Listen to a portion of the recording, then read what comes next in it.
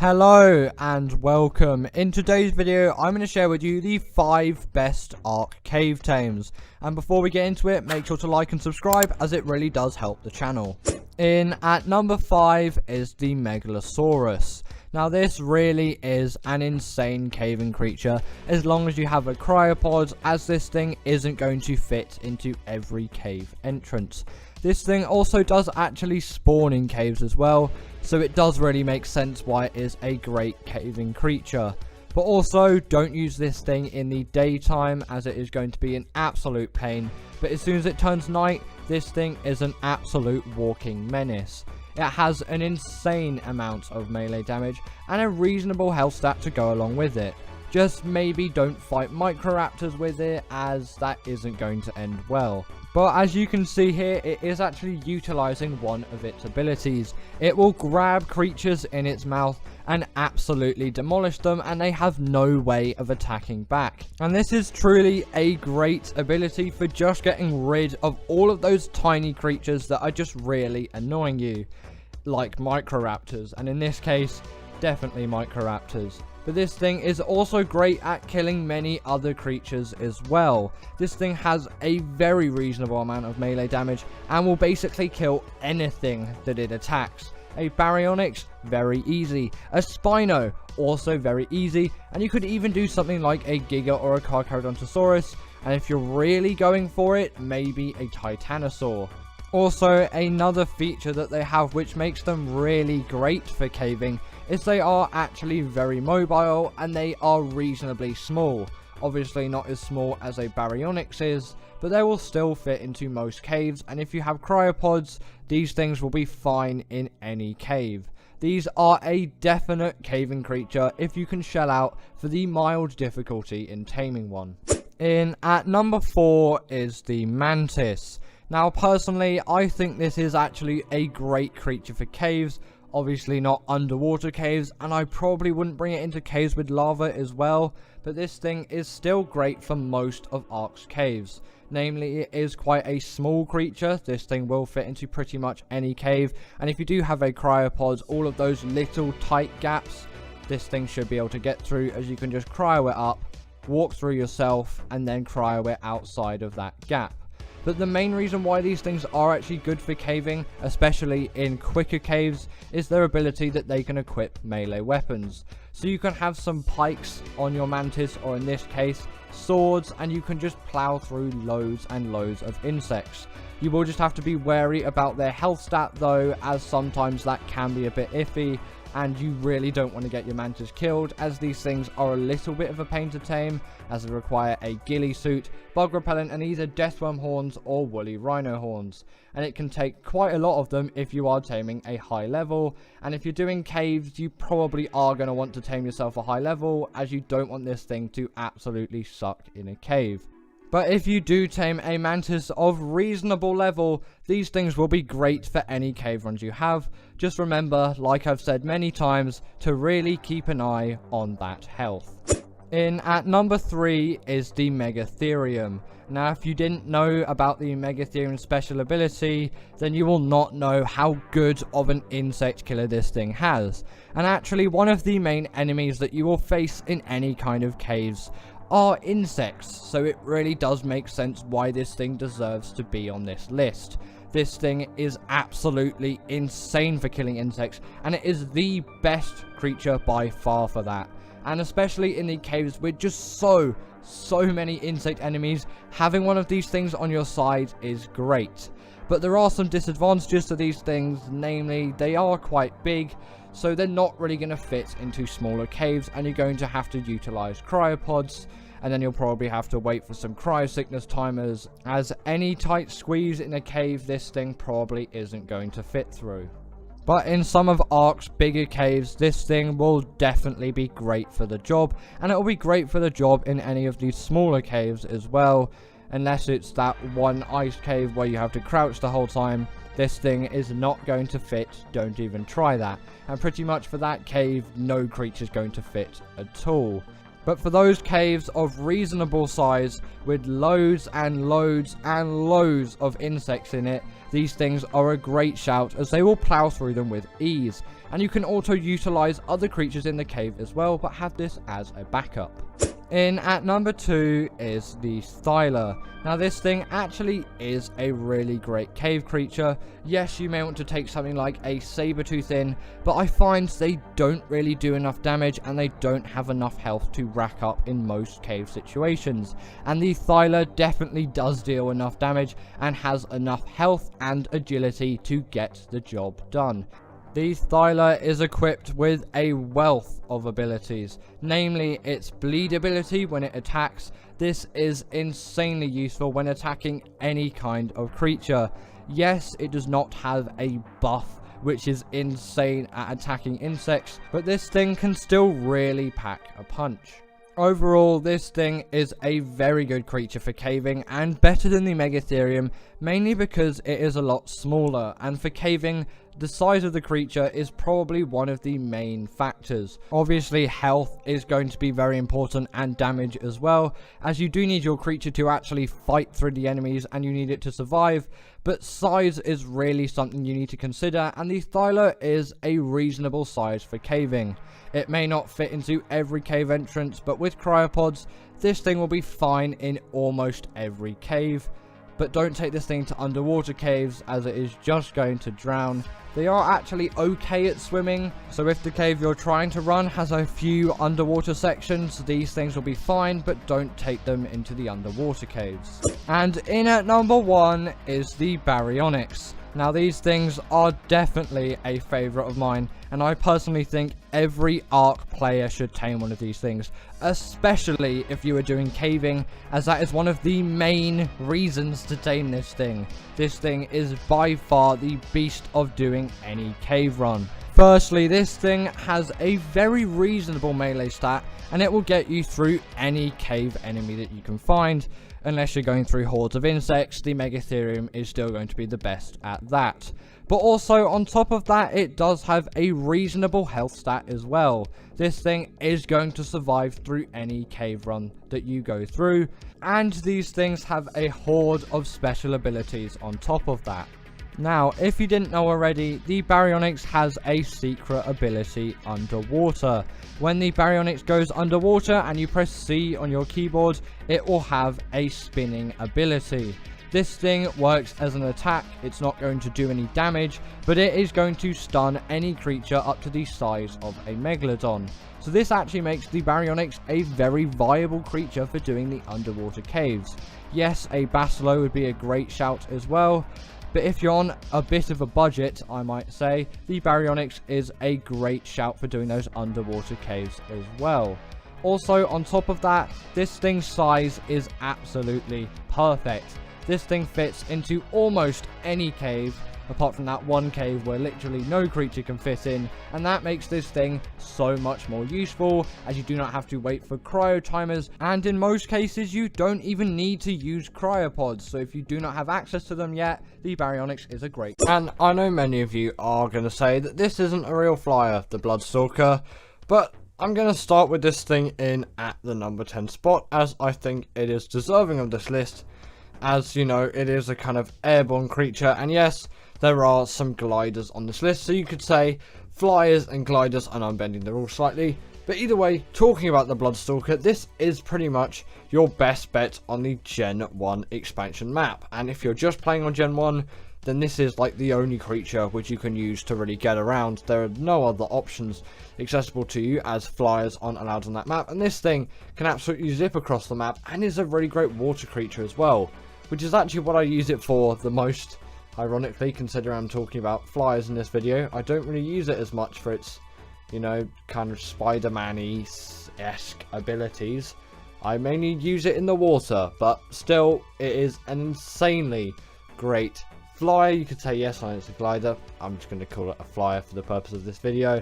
And yeah, it really can get around insanely quickly. There is a bit of a learning curve with control, and I'm still not great at controlling these things, but you know, at least I've done the Alpha Bogrish mission on Gen 1, so I have that as a little claim to fame.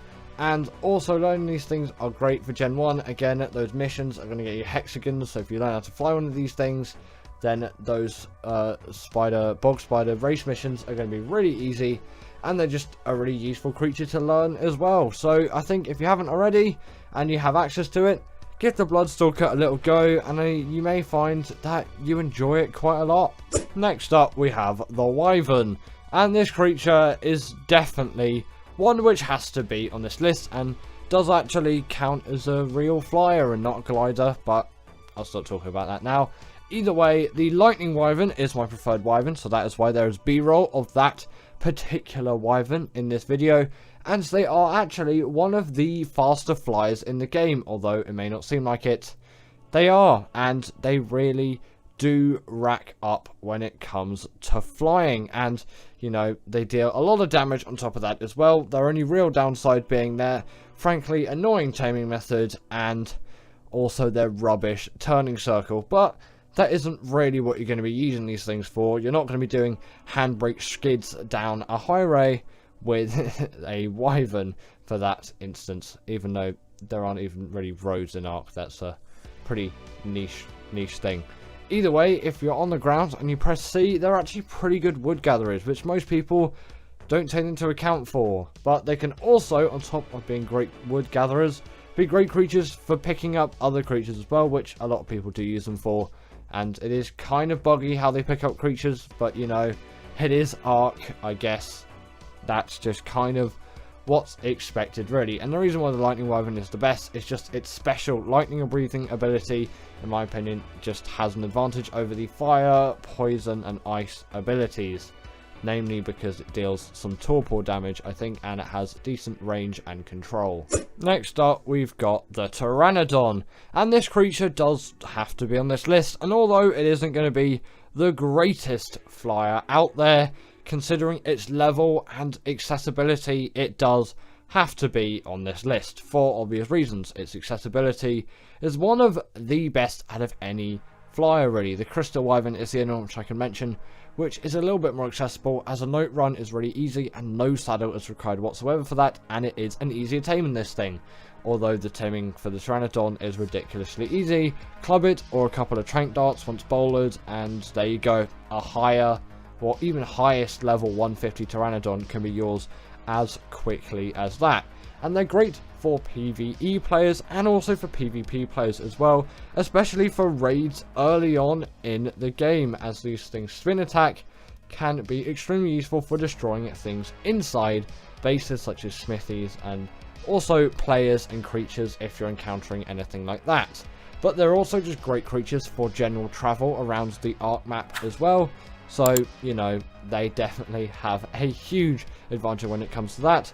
And actually, their damage really isn't that bad in any stretch of the imagination. Although, yes, it's not going to be the greatest out there. You're not going to be getting giga kinds of performance out of this thing.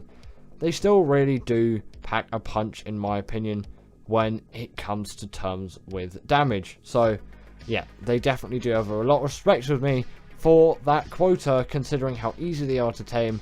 And also their speed on top of that as well. It's just a nice little addition to have. Their only real downsides being their absolutely terrible weight and stamina. But really, what can you expect for a tame this early on into your Ark progress? Next up, we've got the Rock Drake. And yes, another glider. But still, it definitely does need to be on this list. As you know, airborne creature and all of that. And yes, it can't be that high on the list because it is a glider. I will warrant that. I will deduct points for it being a glider, as they aren't actually as useful for flyers in most cases, unless you're going from a place of high elevation to low elevation. Then they are extremely useful, and especially on maps like Arboration, they are very, very useful. But on maps like Crystal Isles, the Island, even Ragnarok, and a lot of Scorched Earth, especially Scorched Earth, considering it is quite a flat map. Yes, I know there are mountain ranges towards the north, I think, but it still is a pretty barren map in terms of a lot of elevation and a lot of things to grab onto. It is a really large desert after all.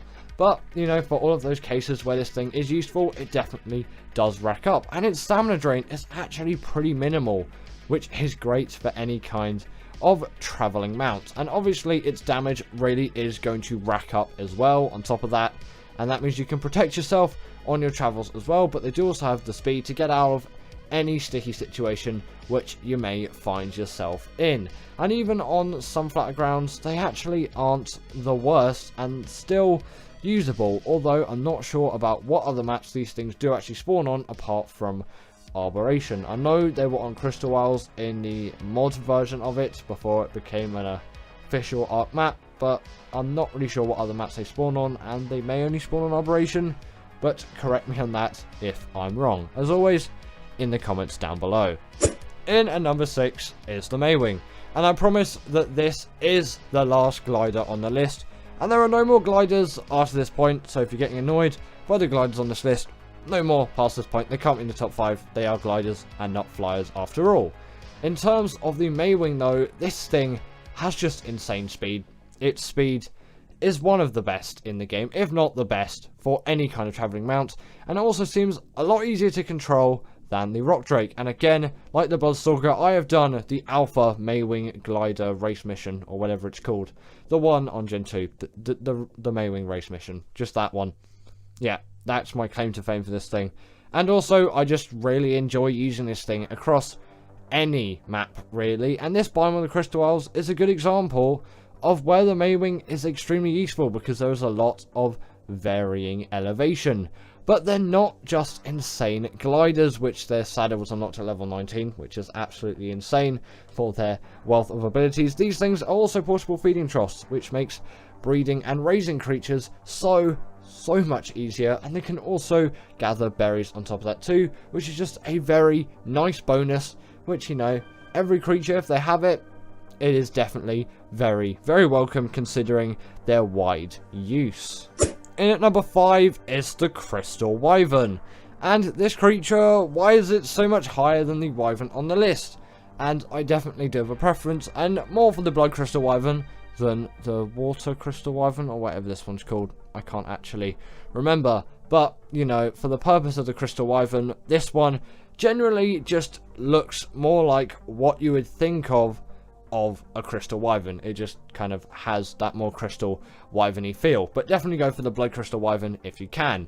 But their tame method is just so simple, they have to be in this spot. Their only real downside being the level 65 cap on, not cap, but like requirement, I should say, to be able to actually passive feed these things, which is Crystal. And it is such an easy tame method. There's a spot where you can sit on their back and then just feed these things Crystal, and you don't even have to really press anything. You just press E when it tells you to, or the equivalent button if you're those console players out there. And actually quite a lot of my viewers do play on things like Switch and Xbox. Don't really know how many PlayStation players there are out there.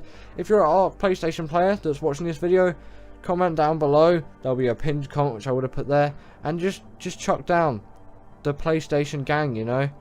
Bring all of that community together, and, you know, any other gang as well. Xbox gang, Switch gang, mobile gang, if that's any of you, and also the PC gang as well. I'm sure there's still a lot of you out there.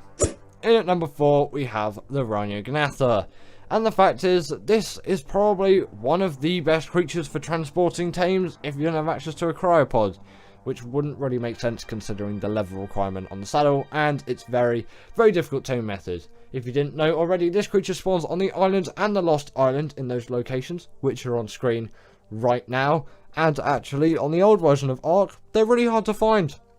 Their spawns are just absolutely awful, whereas on ASA, these things are absolutely everywhere, and they are terrifying. As always, raise up your dino count if you want to get these things to spawn on the old version of Ark. And you can also use the Dino Wipe command, which is destroy wild dinos. And there's one which is very similar to that, which is like destroy dinos, which will destroy your tame dinos. You don't want to do that at all. That is definitely not what you want out of this creature.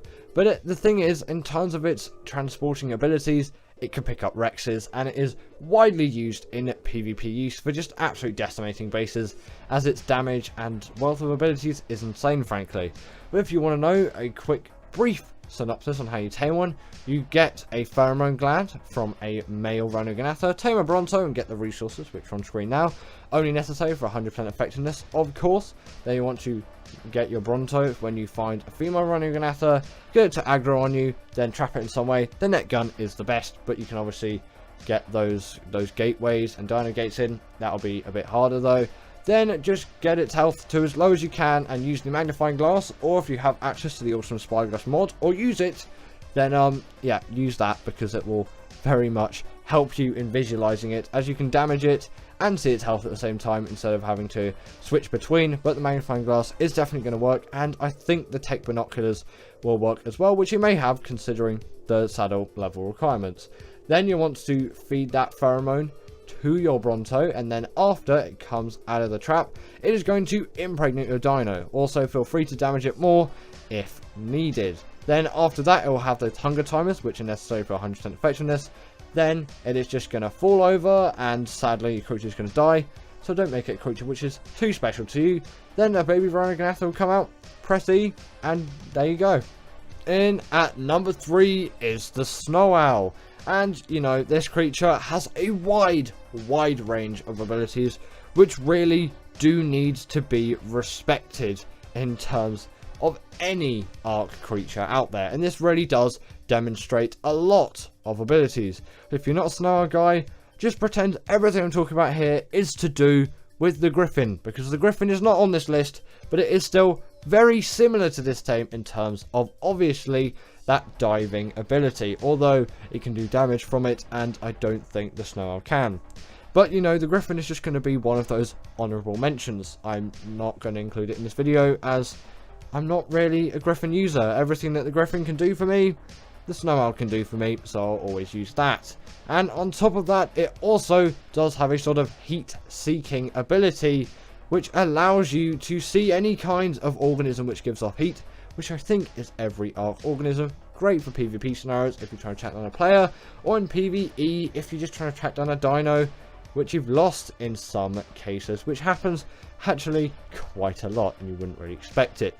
And also you want to level up that stamina, not just so they can fly longer distances, but so they can heal creatures, as if you level up stamina, they can heal for longer, and that is their main ability and claim to fame, as they can heal any wild creature, enemy creature if you're feeling nice, and tame creatures as well.